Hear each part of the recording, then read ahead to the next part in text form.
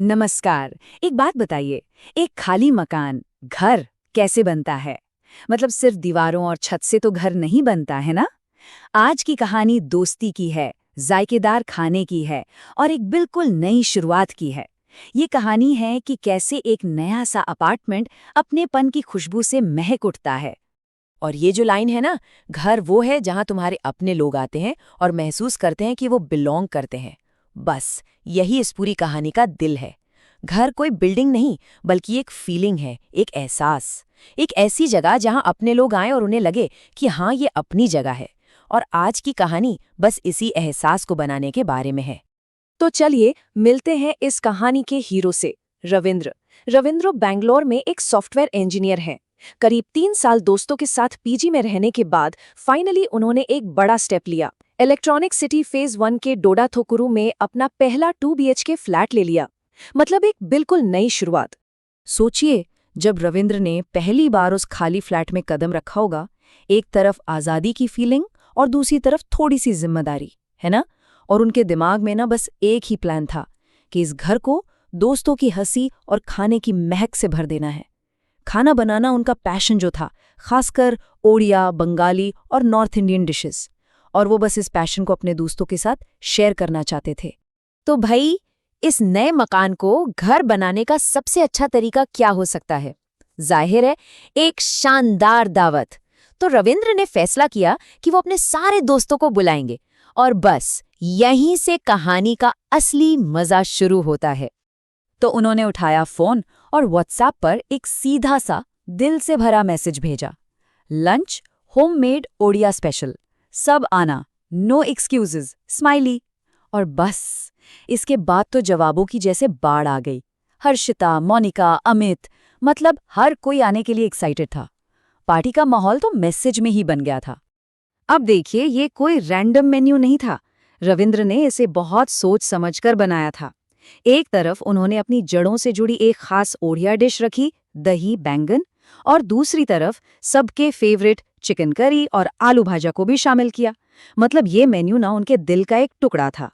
और तैयारी कैसे शुरू हुई? अपनी माँ की एक सलाह से। उन्हें याद आया कि माँ कहती थी, सबसे अच्छे दही बैंगन के लिए ना हमेशा छोटे और चमकदार बैंगन चुनना। तो रविंदर सिर्फ खाना नहीं पका रहे थे, वो इसमें अपनी यादें घोल रहे थे। ये चीज दिखाती है कि खाना बनाना सिर्फ एक काम नहीं है, ये प्यार और परंपरा को आगे बढ़ाने का एक तरीका है।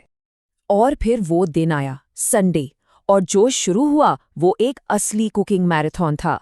सुबह 8 बजे दही बैंगन, फिर 9:30 बजे चिकन करी, 11:15 बजे क्रिस्पी आलू भजा, फिर चावल, रोटी और 12:15 बजे तक मीठी सेवैयां। मतलब करीब 5 घंटे उन्होंने हर डिश को परफेक्शन के साथ बनाया। ये सिर्फ दावत की तैयारी नहीं थी, ये दोस्ती के नाम प्यार का इजहार था। और फिर दोस्त आने शुरू हुए। हर्षिता एक पौधा लेकर आई, मोनिका एक केक के साथ और बाकी सब भी प्यारे प्यारे तोहफों के साथ। और देखते ही देखते वो खाली सा अपार्टमेंट हंसी मजाक से गूंजने लगा। ऐसा लग रहा था मानो घर की दीवारें भी अब सांस ले रही हों, एक घर की तरह। और जैसे ही दोस्त अंदर आए, सबसे पहली चीज जिसने सबका ध्यान खींचा वो थी किचन से आती लाजवाब खुशबू।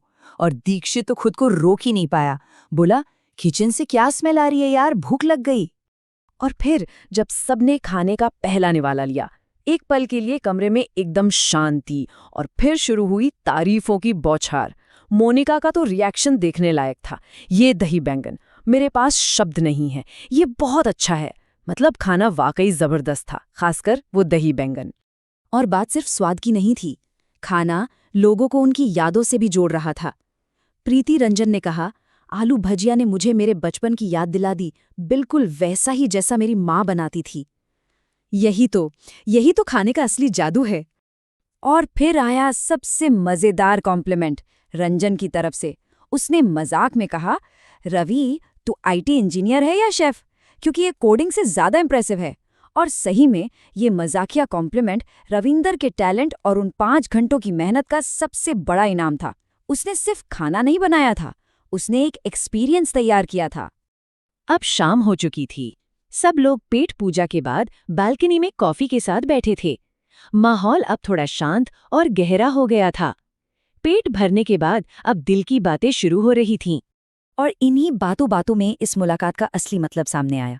हर्षिता ने कहा, कॉलेज के बाद हम सब इतने बिजी हो गए, आज फाइनली सब एक साथ थे। और ये बात बिल्कुल सही थी।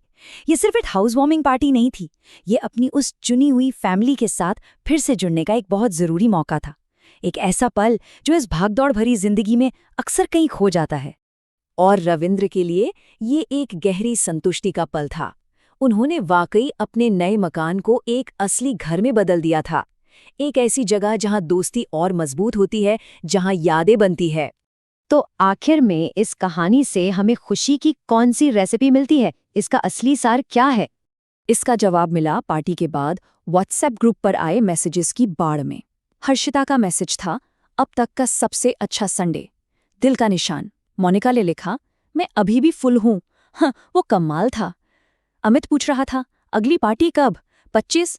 और दीक्षित ने तो रवि को ऑफिशियली ग्रुप शेफ ही बना दिया। ये मैसेज बता रहे थे कि ये शाम सिर्फ एक दिन का जश्न नहीं थी, इसने उनकी दोस्ती को और गहरा कर दिया था और आने वाली कई मुलाकातों की नींव रख दी थी। और आखिर में इस पूरी कहानी का सबसे बड़ा संदेश यही है कि खाना सिर्फ पेट भरने की चीज नहीं है, ये प्यार है, ये याद है और ये वो धागा है जो हम सबको एक दूसरे से जोड़ता है। तो जरा एक पल रुककर सोचिए, आपकी वो कौन सी एक डिश है जिसका स्वाद आपको आपके सबसे खास